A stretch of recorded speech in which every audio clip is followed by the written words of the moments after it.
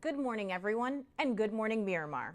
I'm Tamika Bickham, Senior Communications Manager for the City of Miramar. Thank you so much for joining us this morning. It's Wednesday, July 11th, and it's just after 10 o'clock in the morning.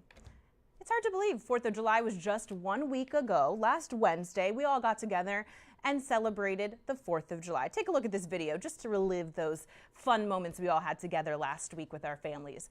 You all came out wearing your red, white, and blue.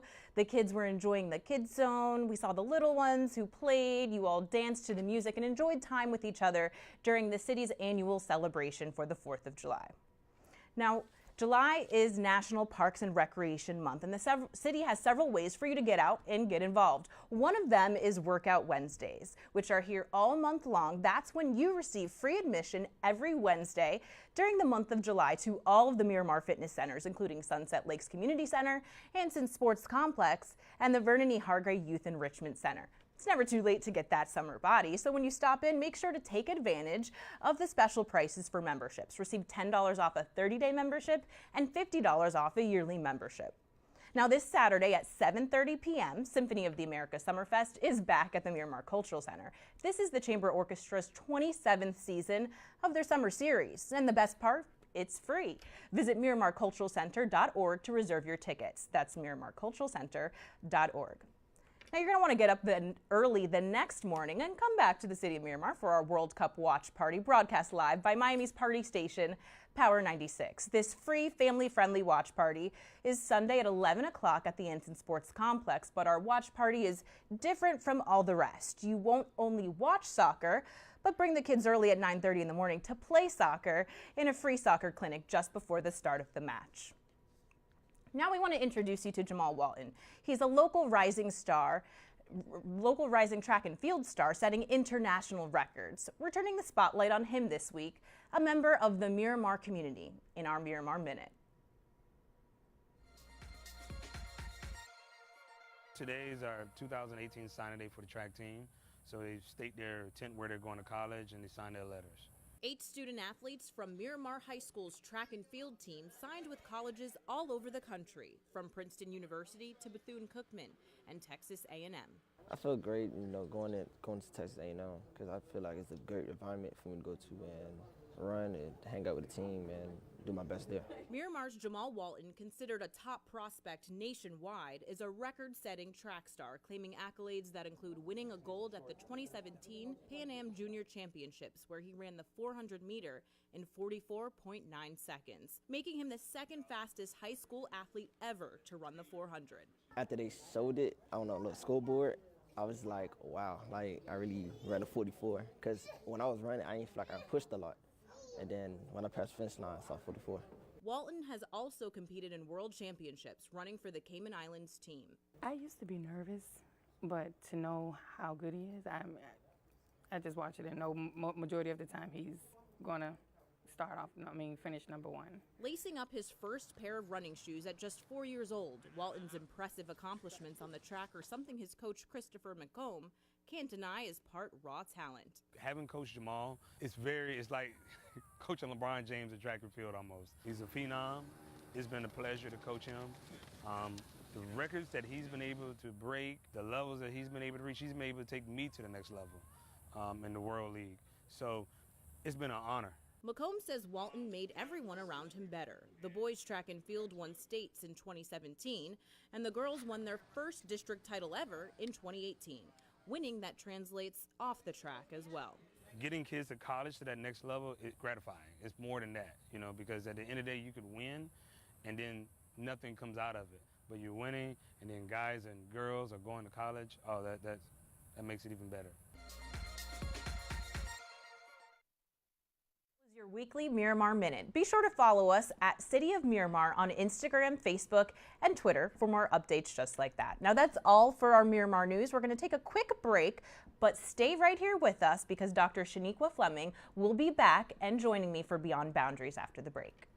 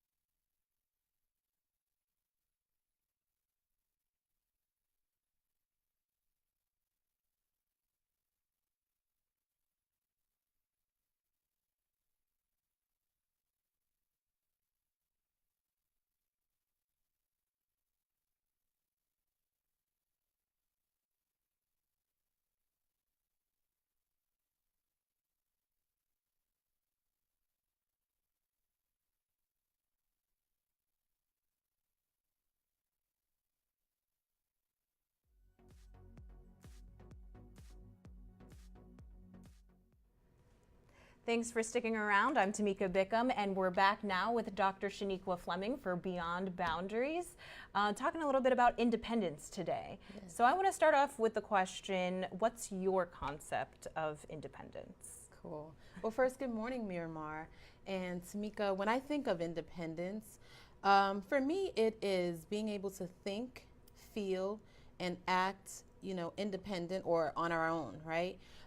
It's an interesting concept, though, because sometimes I think people get caught up in this whole thought of thinking, feeling, and acting on our own, and we leave out the notion that there's support in doing that. So I think it is, the ability to do those things on our own, but also being open to being supported in how we do those things. Right, and maybe part of independence is also knowing when to ask for help, when to ask for support. Is that the point you're getting at? I would agree with you. And, it's so interesting because everything that we're seeing in society and in the news, with depression and suicides, there's obviously a point where people are needing support, right. But there's this whole notion of I've got it, I have this super person, complex, and I can do it, right. And then there's the absence of asking for that support. So I think it's really important when we talk about independence that we really bring that into the conversation because it is equally as important.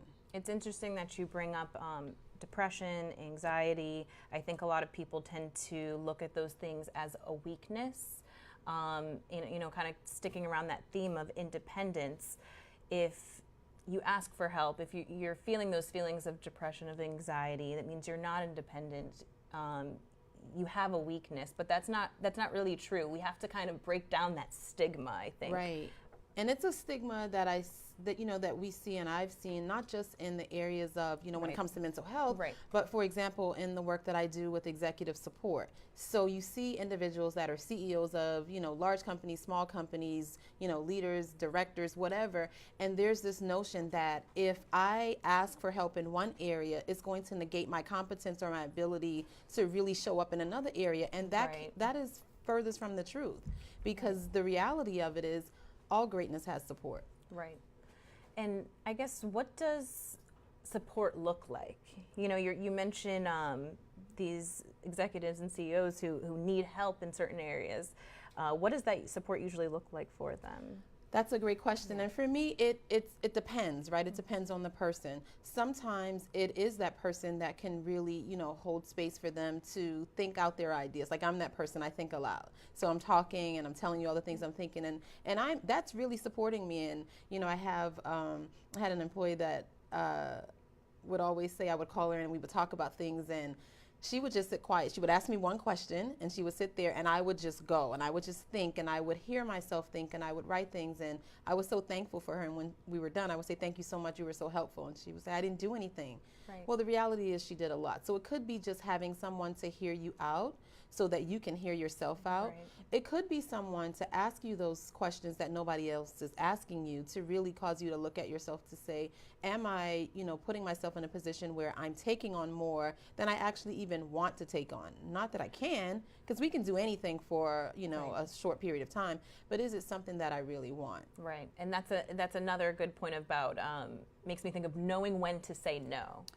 Yeah, so that is like, there's this art of, and I have a hard time telling people no. I want to help everyone with everything. Yeah. So one of the things I've figured out is I don't have to tell you what I can't do. I just focus on what I can do. So versus me telling you, no, Tamika, I can't do this, I'll say, well, here's what I can do. Right. And I also like to look at it as giving high quality no's, right? So I say no to some things, right. So I can really show up and say yes to those things that matter most and those things that are really going to make an impact, not just for others, but I feel good about doing them. And sometimes you don't always feel good, but I can stand in integrity knowing that it was something that I was really committed to. Right. What do you, I think about as women, a lot of times we have trouble saying no. Yeah. We feel like we have to be the superwoman, take it all on, whether it's work, a business, a household, right. taking care of a family, entertaining, going to, networking events, social, whatever all those things are that you have to take care of. What would be your advice to other women who feel the same, that they have a hard time saying no and they feel like they have to do it all? Yes, so Superwoman is a hero in the movies, right? So your superpower might not be saying yes to everything. Right. It might, in fact, be saying no. And so, how do you really take on all of those things? You don't. You don't take them all on.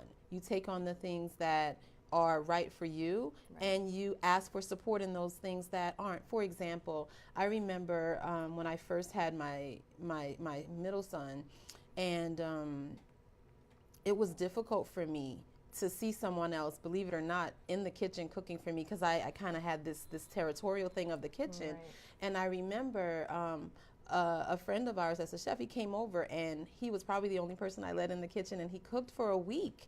And as thankful as I was for that, that was difficult for me to watch, you know, myself not be able to do something that I love to do, I take pride in doing, I thought was a part of my role and define what I should be doing.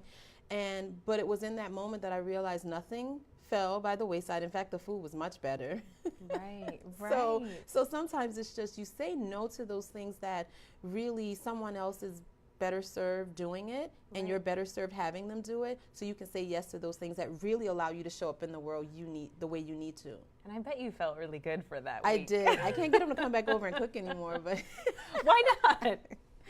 He was like, just joking. one week is Right. your limit. And That's all the you same get. thing with, you know, whatever those things may be, Yeah. whether it's, you know, having someone come in and help with the kids, or, you know, having someone come in your business and maybe do something that you're not the greatest at. It Right. doesn't mean you're not smart. It just means that it takes them 5 minutes to do it, and it may take you 5 hours. Right. So when you think about it in terms of return on your value, does that really make Right. sense? And even with a business, I hear so many people who talk about they want to do everything.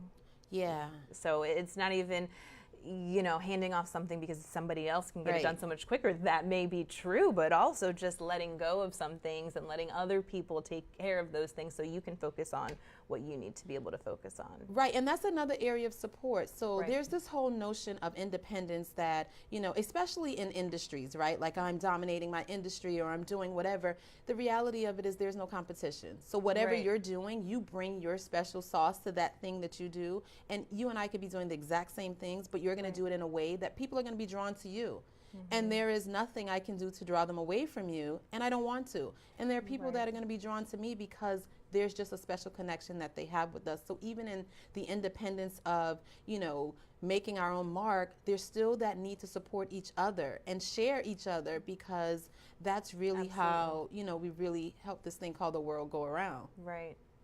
It's an interesting concept. It really is, because you think about independence, and that doesn't mean independence from everything. You know, Right. it doesn't mean you stand alone. We all work together and help each other. And it begins in the mind. So a lot of times good point. there is this notion of, you know, I want to do things. Like, for example, people have dreams that they never live, lives that they secretly think about, Right. and they don't do it because they fit into this box of what everyone else wants them to do. So it kind of goes back to that. Are you really thinking and feeling for yourself? Are you acting for yourself? Or and that's doing right, or what you doing think right, you or should be showing up doing. the way you should. And so Right. that is the domain of independence, where we can really, you know, go all in. And it's often because we don't tap into those areas, we find ourselves in a depressed state, or in, you know, a mindset of, I wish I would have, you know, why is this person always getting the attention? And, Right. you know, I'm here and I'm working really hard. I'm not asking for support or help. Well, it's because there's that, you know, that false sense of independence, and there's really, you know, a boxed in mindset of what that looks like, how I'm Right. supposed to get it, and who's supposed to help me. And if I do it on my own, then it's much, you know, it's much more noble. It's not. So what if somebody gets to that point in their mind, they know, okay, I'm independent, but I need support. I've gotten to that place where I recognize that, but I don't know who to ask for support. That's a really good question. Sometimes we don't know who to ask for help. You could start with looking at who does the thing that you realize you need support in well, and maybe reaching out or looking to see how can you contact someone like that.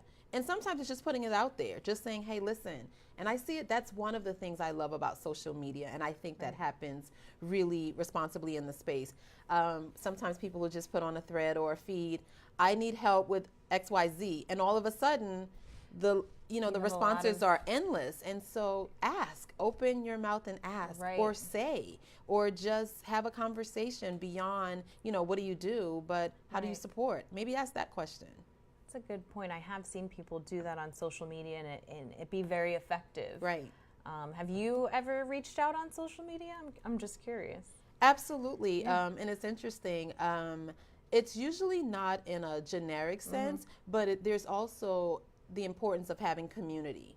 And so Right. sometimes people aren't going to be as open to just put a general thread out there. Right. But I do reach out. In fact, as a coach, as an executive coach, as a consultant, how can I tell you coaching works for you and I don't have a coach?